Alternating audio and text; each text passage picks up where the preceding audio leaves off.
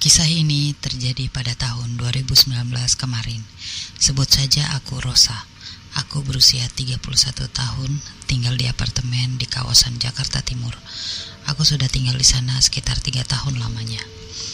Apartemen yang aku tinggali berlantai 32, dan aku tinggal sendiri di lantai 5 menghadap ke lapangan besar dan kosong. Lantai 5 yang aku tempati berjarak sangat dekat dengan atap apartemen lobi. Bisa disebut atap kanopi apartemen. Berarti ini dekat dengan penyangga lampu tembak penghias apartemen tersebut. Selama aku tinggal di apartemen ini, sama sekali tidak ada sesuatu yang aneh. Kerap aku pulang larut malam pun tidak ada hal-hal mistis lainnya.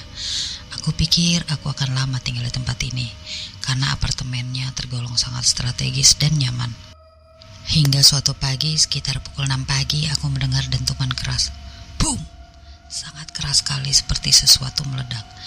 Aku pun terbangun dari tidurku dan mengira bahwa gas meledak berasal dari dapurku.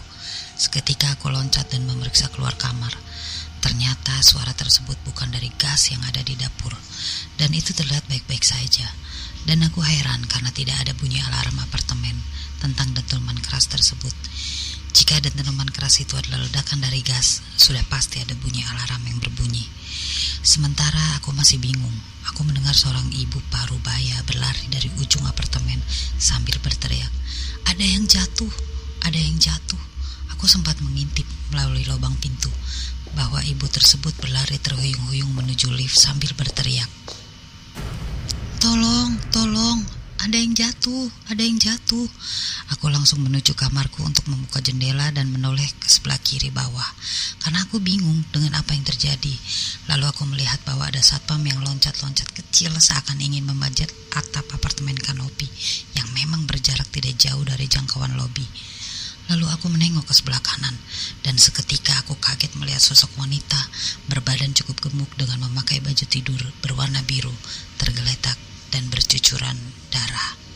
Ya, wanita itu jatuh dari lantai 32 dari tower yang saya tempati. Seketika aku menutup jendela dan mengunci, serta menutup rapat gorden.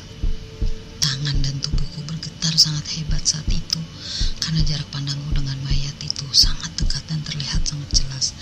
Lalu aku memutuskan untuk pergi ke rumah ibuku saat itu juga, hanya untuk menenangkan pikiranku sejenak. Saat aku menuju lift, tampaknya tak banyak yang tahu tentang jatuhnya wanita ini, karena mereka terlihat biasa saja. Suasana apartemen pagi itu juga tampak aneh. Biasanya sepagi ini banyak orang hiruk pikuk berangkat kerja dan sekolah. Banyak kendaraan yang berhenti di lobi dan lain-lain. Tapi percayalah, pada hari kejadian, pagi itu terasa sangat sepi, dan aku tidak melihat kendaraan berhenti di depan lobi, serta tidak banyak orang saat itu. Entah kenapa. Singkat cerita, ketika aku di tempat ibuku, aku menceritakan semuanya, dan ibuku menyuruhku untuk menginap saja jika aku takut. Tapi aku tidak menginap karena temanku akan datang malam hari untuk tinggal selama 2 hari. Aku pikir ini ide bagus, jadi aku tidak merasa sendirian.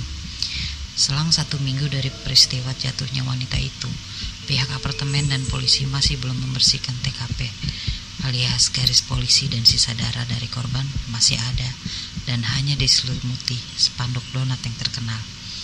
Aku tidak mematikan lampu kamarku lagi.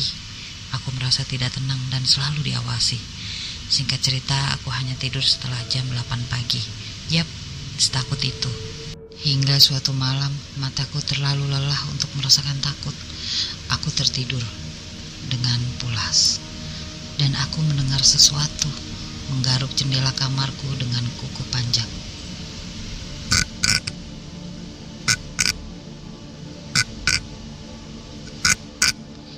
Lalu aku mendengar ada yang mengetuk lantai kamarku.